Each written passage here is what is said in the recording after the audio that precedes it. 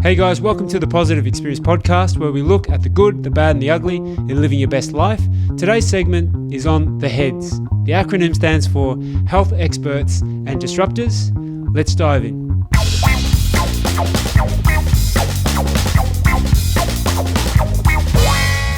Hey guys, I'm Avi, your host today from the Positive Experience. Today's guest, we got Adrian from Blueprint. He's a health expert and disruptor, so that's the podcast we're going to be having today. So Adrian, before we get started or anything, why don't you just give us a bit of a background, like where you grew up, your situation and where you went to school and stuff. Cool, man. So I grew up in Melbourne, obviously. I've been here most of my life. I grew up playing basketball. That was kind of like my entry point into the whole fitness space in general. I guess growing up through school, I went to Maribyrnong Sports Academy. I got into the academy program, and obviously there was heavy intensive training during school hours and also after and before school as well. So I kind of improved in basketball and got, up into a competitive level, at which point I was like, man, I really need to put on some muscle. So that kind of like, was the gateway into strength training, which I predominantly focus on at Blueprint, a balance of strength and HIIT training. But yeah, that was kind of I was always into sports. I was a very active kid. And then through my schooling, there was a heavy push to get into college in America. So that kind of geared that pathway to becoming a trainer eventually, and just kind of like really diving in and leaning into the fitness space as a whole. Oh, nice. So one of those sporty kids when you grew up. That's good to hear.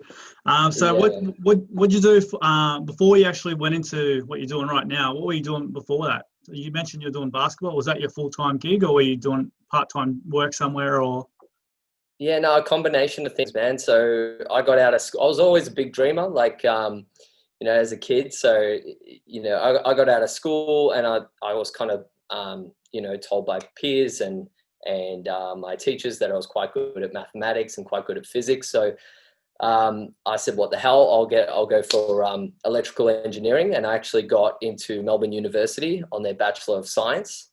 I did that for about a year, and I'm like, man, I hate this. I really do. And I started to notice that I was spending more time in the gym than I was in my schoolwork. And I would come into class and there'd be a pop quiz or something like that. And all the kids were really prepared, and I was just like out of it. I was just worried about how big my biceps were. I was like, not quite, but I was spending more time in the gym for sure. So I knew that wasn't the right path. Yeah. So I did that for about a year, and then after that point, I thought maybe it was the university. I transferred to RMIT.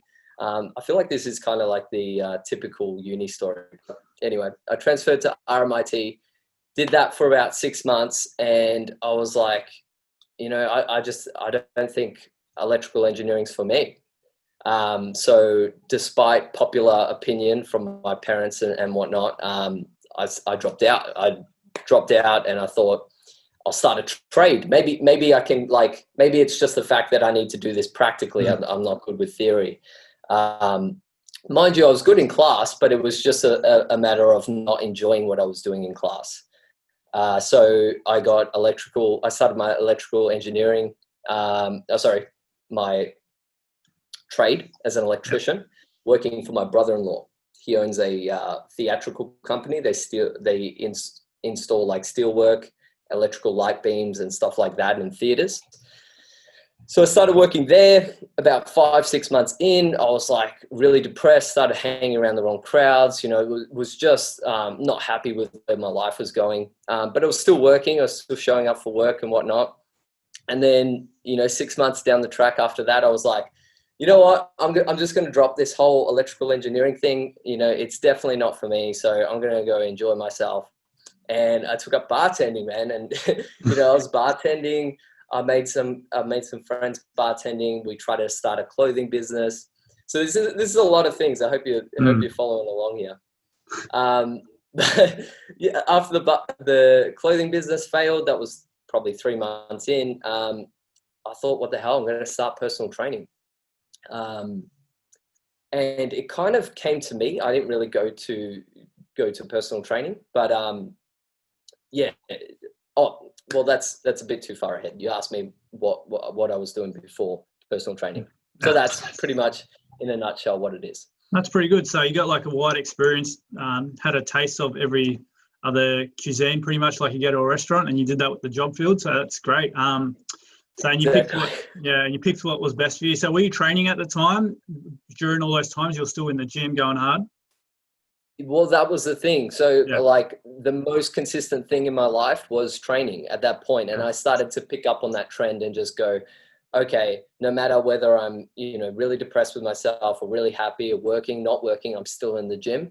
So that kind of started indicating to me that that's more along what I want to do as a person. Okay, nice. And then was basketball, and when did you realize that basketball, like when did you sort of push away from basketball? Because I know you were pretty big on the basketball. I watch all your stories all the time.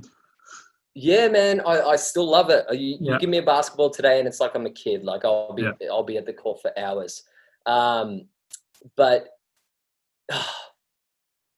it was a combination of things, man. I delved so deep into the sport and I was so consumed in it that it started to become a little bit too serious, and it started to become a little bit like a chore and work, and it took the fun out of it. And I think inherently I only started playing it because I was having a lot of fun with it. So when it started turning more into I have to rather than I want to, that was my kind of deciding factor of I'm going to walk away from this. That coupled with the fact that I wasn't getting it much taller and the guys kept growing. So every age group I was kind of pushing the limit. Kind of, and multiple times I'd been rejected from teams because I was too short. And that was the only thing they said. You work hard, you got the fundamentals, but we don't think you have the physical height to be able to compete in this league. So I was kind of getting fed up with that, to be honest. No, for sure. All right. So you pretty much touched on it a little bit earlier after the bartending sort of time. What was that real aha moment to get to where you are right now? Like were you changing? So I guess here's the thing, right? So as I said, the industry kind of came to me. Where was I? I was getting like minimal shifts, man. And I was sitting there one day with my sister. We're watching a movie, and she's like, I just got a message from a family friend who would love to train with you. And I wasn't even a qualified trainer at the point. She'd just seen a couple of my Instagram posts, saw that I was fairly lean, I liked fitness, blah, blah, blah. She thought maybe he can help me. So I was dead broke at the time. My sister's like, you might as well do it because you got nothing else going on right now. And I'm like, yeah, what the hell? So I started training this lady, Mia, her name is. She's had a fantastic transformation, by the way. Yep. And I worked with her, not officially as a PT, but kind of like as a friend, just coaching her along. And, in probably about 12 weeks, she dropped next to 20 kilos. And I thought like just seeing her transformation, not physically, but like mentally, going from someone who was very, reserved, held herself back, was afraid to speak up, to someone who was now confident, trying on new clothes, doing new things. That was so uplifting. And I think, a lot of people say it that the first success that you have with a client is like, you never get a better feeling than that. And I was just on a massive high, and I'm like, whatever I need to do, I'll do it. I'm in this for the long run. And I signed up to all the courses and whatnot, got qualified, started a business, yada, yada. But I think to answer your question, the real, if I was to put it down to one point, it would be that moment of, I can actually help somebody, and through what I know and through what I believe and what I teach, I can actually help somebody in a way that's valuable and in a way that I'm proud of. Because serving drinks, man, that's not too fulfilling. I mean, some people are really good at it. I've got many friends in the industry that are like love, they take pride in their drinks. But I for me, it was like, when I see someone transform their body and their life like that, it's addictive. Yeah, for sure. I can definitely relate to how you said you get the high, because even when I work in the clinic, when you get someone back to where they were, it makes a big difference, especially when they come in an injury. And whereas yourself, weight loss or people getting their goals, you just feel like you've accomplished a lot and you make them feel better mentally and physically. So, yeah, I can definitely relate there. 100%. So at the moment, like, it's a bit tough with all this lockdown stuff going and being a small business owner. What's your main passion? What's like the main passion drive at the moment? Where's this coming from? Or because I see you on social media, always pumping up everything, always in great mood, just getting everyone up and about for their day. So that's amazing. So do you want to touch on where you actually get that drive and like what you're doing at the moment? Yeah. So I guess I treat it more as a responsibility more than anything. Yeah. I think everybody to some degree plays a leadership role in their life. And for me, you know, I'm the leader of, you know, of myself, obviously, and what I do, but I'm also a leader in my sphere of influence. And what I mean by that is the clients that come and see me really depend on me to be in the best mood, to be motivating, because sometimes it's harder for themselves to do that by themselves. Do you know what I mean? So like, there are days where I wake up and I'm like, man, I feel like I'm swimming against the current, you know, because you got all these restrictions. We've been closed down since March. I had to close down permanently one gym. We still got one running. So it hasn't been the most like uplifting of circumstances, but I think if you assume the viewpoint of this is my responsibility, this is my obligation to help others in whatever way I can, whether that means you know, I'm going to do it at a loss for a little bit, or I'm going to do it and I really don't feel like it. That sense of responsibility and that sense of duty kind of carries me through. I think you would find the same, not to relate myself in any way, shape or form to the circumstances of a soldier, but I think in a soldier in war, right, they don't think about whether they're motivated or not to do it. It's just like they have to do it for their country, or they have to do it for their you know, the people, the group that they're with. And I treat it like that. You know, this is my group, this is my tribe, this is my community. If the leader is going down, that whole community is going down.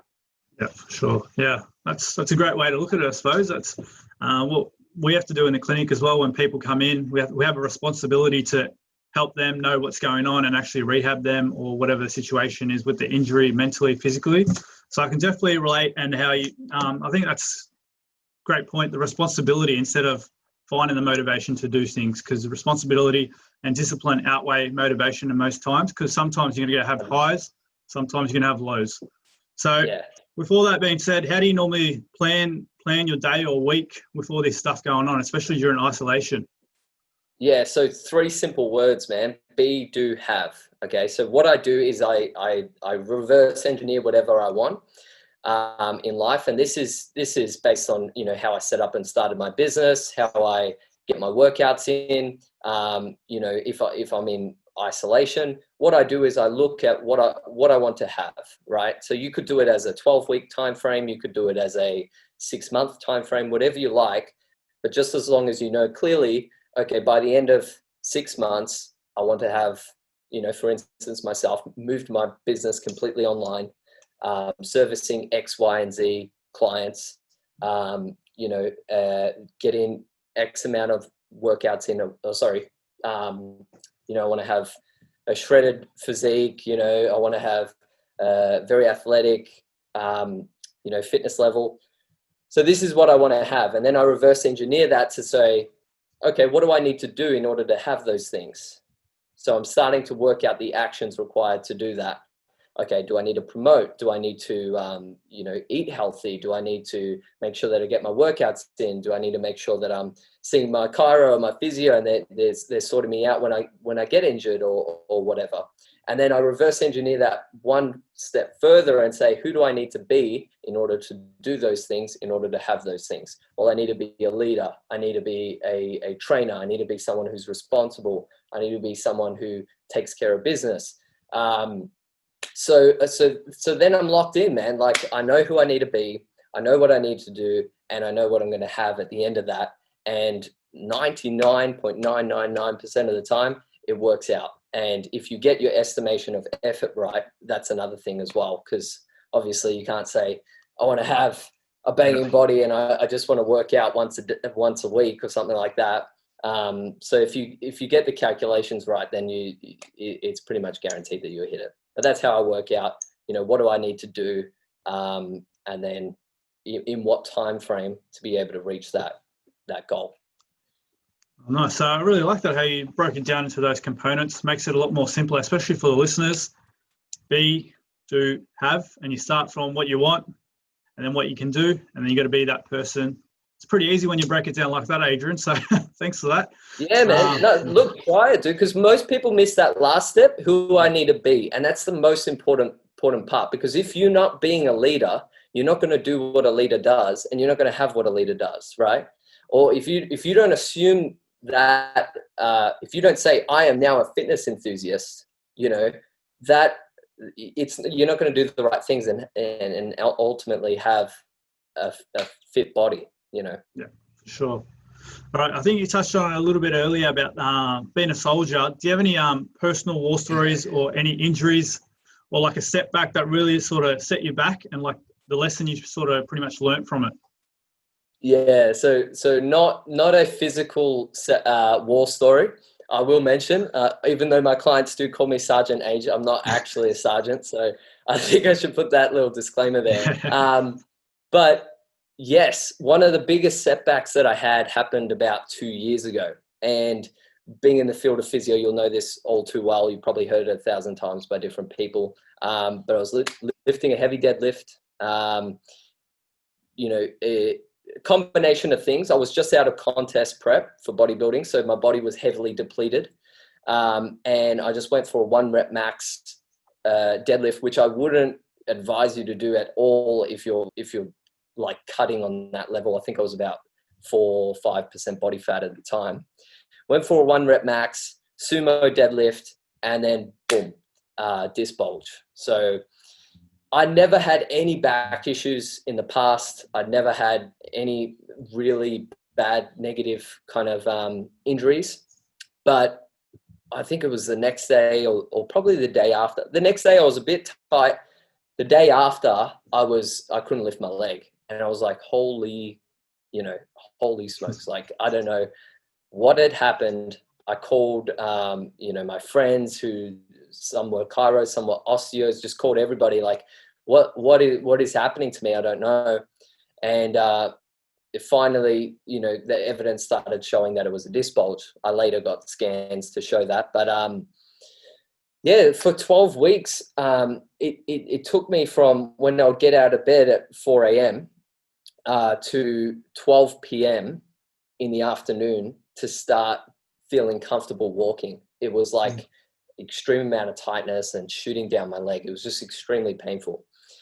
But anyway, navigating through that from someone who's extremely active, who feels like, they're going to go insane if they don't get a workout in the day, to being bedridden, and I'm able to perform and see, as a personal trainer, it's a very active job as well.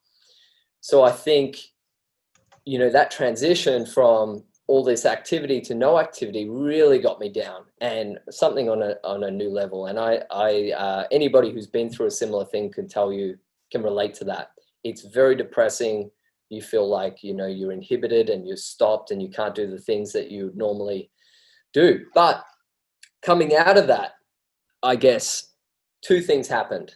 One is I gained so much more of an appreciation for the things that I do have, and the circumstances that I am surrounded in, and I became grateful for those things.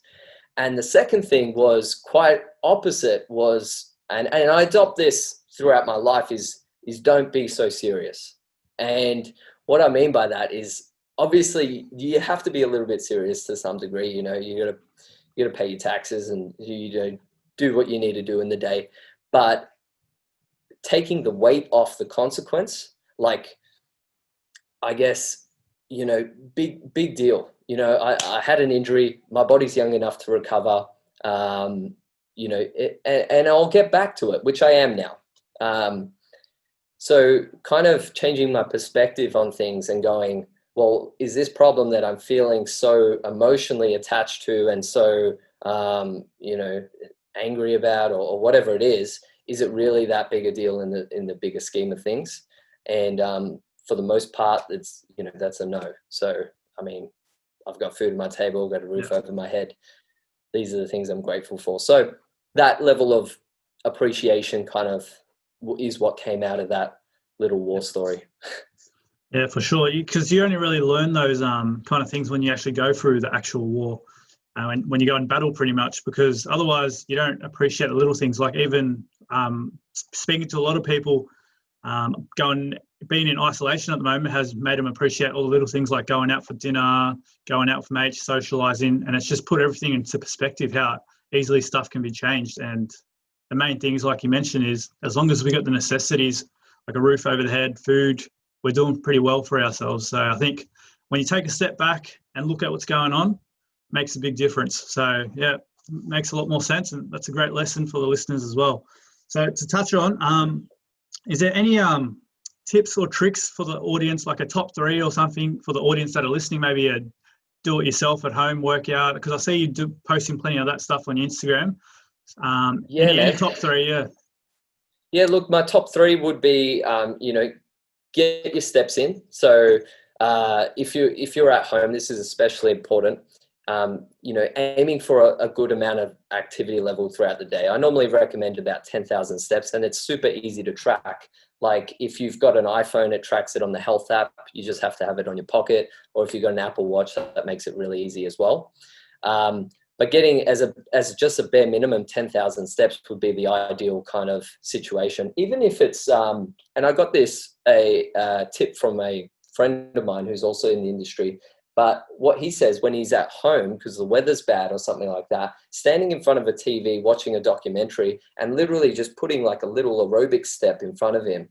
And he just gets his steps in that way. And it's super easy, and he'll get through the whole movie and walk away with a few thousand steps after it. So that's a really cool tip that I've been applying in isolation, because obviously it's not as easy to go out and whatnot. That's number 1. Number 2, I would probably say, just eat healthier. I mean, I could dive into the specific things you need to be eating, but as a whole, if you keep your diet fairly high protein, whole food sources, no refined sugars, and avoid trans fats and things like that, things that everybody sort of knows, just keep it clean and whatnot. That will definitely help as well, not only on a physical front, but also mentally, helping balance your hormones and whatnot so that you're mentally sharp as well. And then the third one would just be stay hydrated as well. I think, it's very easy to forget to drink enough water throughout the day, but, just improving your hydration levels can help, feel better, helps with weight loss, helps with a bunch of different things. So that would be my top 3 really quick to implement tips that aren't too complicated. But as you said, like I post a lot of this stuff on my socials, so just go and follow me there if you want some more help in that area. Yeah, for sure. So I think you touched on a very good point there. Just keep it simple. Don't always have to go to the advanced, because simple gets the results. And I really like the steps with diet. I actually haven't thought of that one myself. So with getting the steps in, watch a TV show, because everyone's binging Netflix. Might as well, while you watch one TV show or a movie, get your steps in at the same time, and you're multitasking. I think that's a very good point. I like all 3. They're very simple, but they get results, and it's always a good start. You got to start somewhere, like you said. You got to do, and it's simple stuff that you can do. And then, simple the better, man. Yeah, that's it. So, I know there's a lot of myths and stuff going out in the fitness world, but is there one myth that you're in your professional field that you really want to like debunk, or just say, just talk about that a bit more?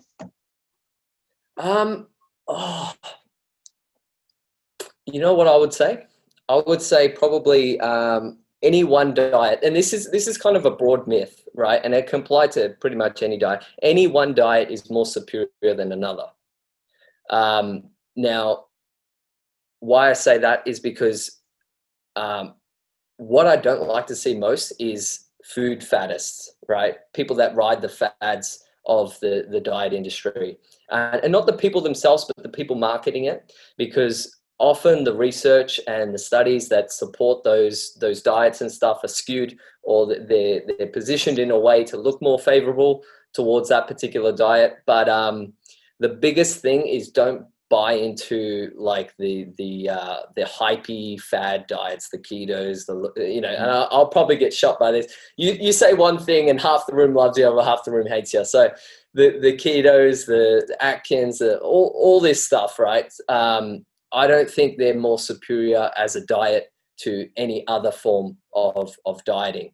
I think, keep back to that point. If you just keep it simple, energy in versus energy out, if I'm eating less than I'm expending in the day, then I'm going to lose weight. If you can keep it to that, that would be ideal. But probably that myth right there.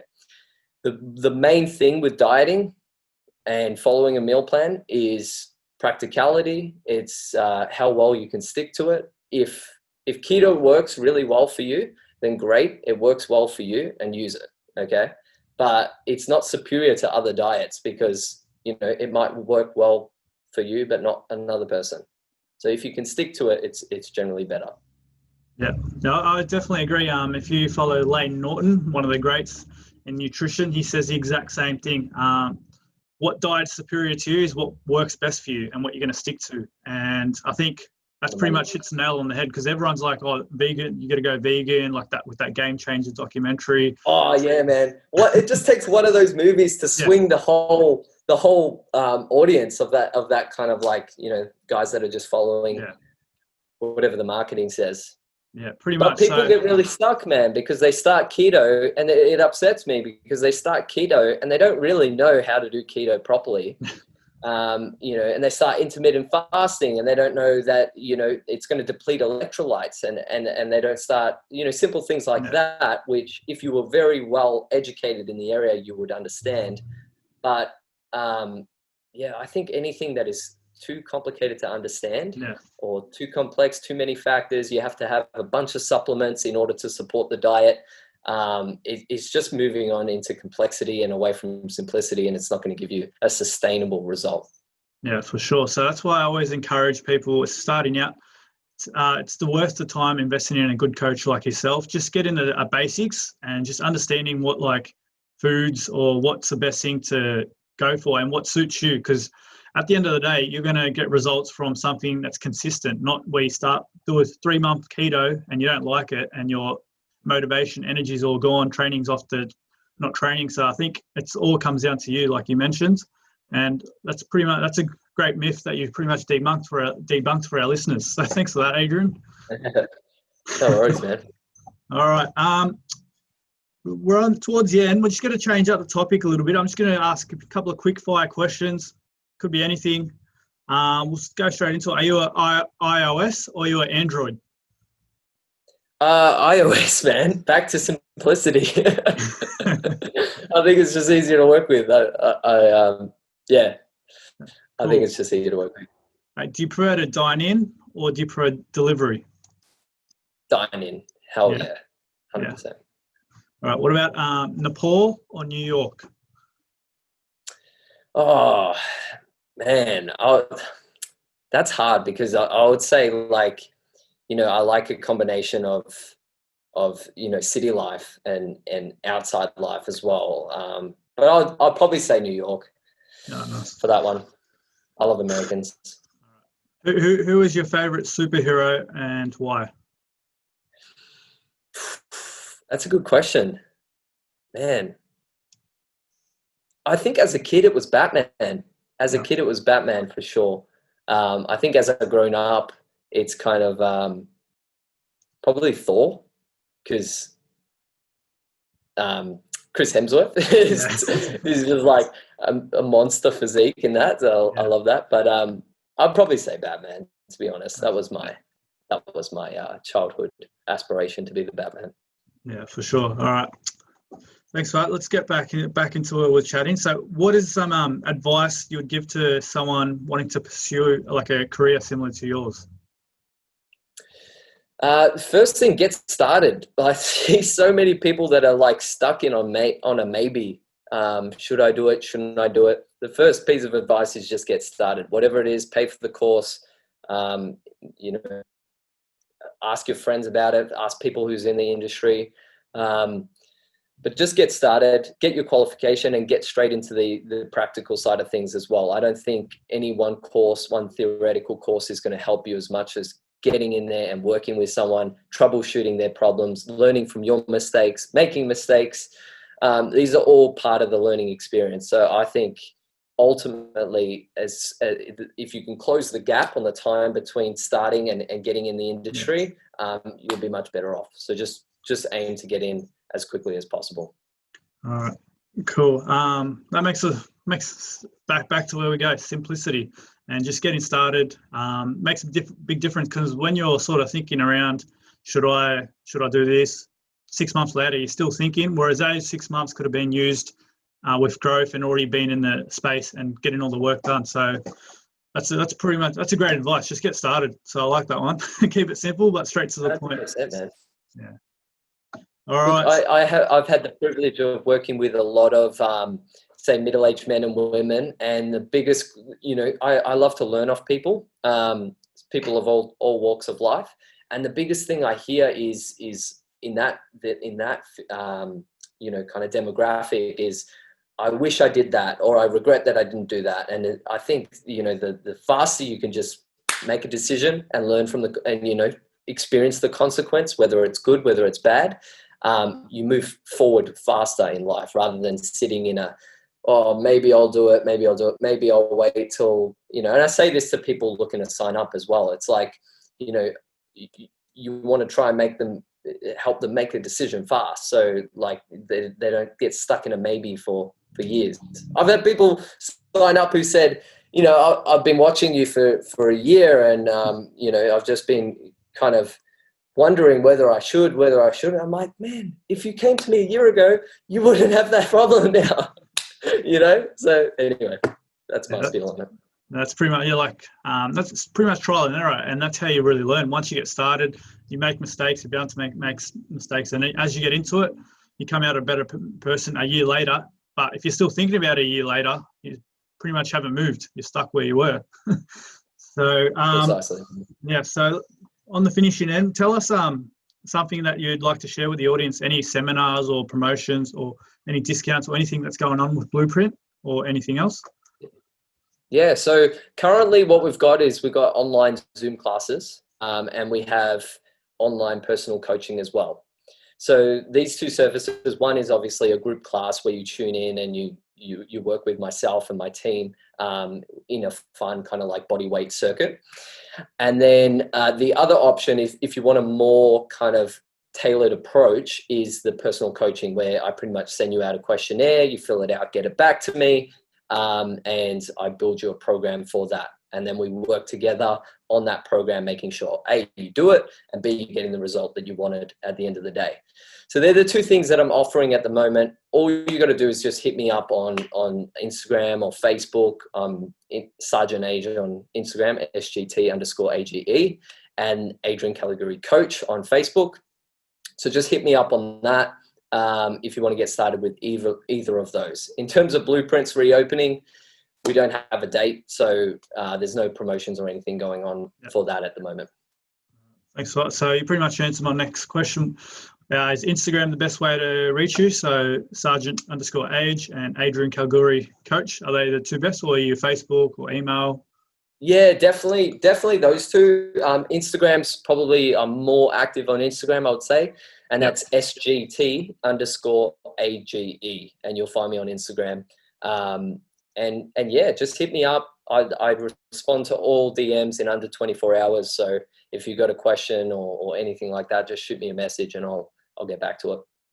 Yeah, for sure. I can relate that because I've sent Adrian a couple of messages and he got back to me straight away. So definitely don't hang around. Shoot him a message and he'll help you out in whatever you need. Final question. What does a positive experience mean to you? A positive experience for who? For myself? Just the word, the positive experience. Could be anything. Anything? Yeah. Sorry, just cut up there.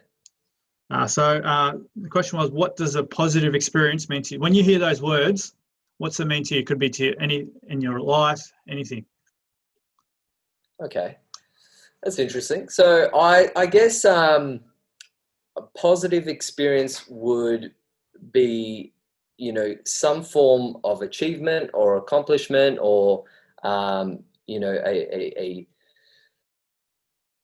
a new attainment or a new level, a new, status in life or something like that, it would be that really for me is the most pleasure moments that I've had in my life. I mean, opening my first gym, I was buzzing for days, What I did notice as well, though, once I finished the gym, and it opened, it kind of like, I needed a new goal to chase, because it's like it just ends, right? Yeah. But that whole lead up, that's a lot of, that's a really cool experience. But I think the attainment of the goal is like, I did something. I'm awesome, So I think that whether it's for a client or whether it's for myself, that's kind of answers that question. Yeah, sweet. All right, thanks for your time, Adrian. We might have another chat maybe 6 months down the track once all this lockdown's lifted, hopefully, and then chat from there. But thanks for your time at the moment. Beautiful, man. Likewise. I appreciate it. Thanks for having me on. All right, no worries.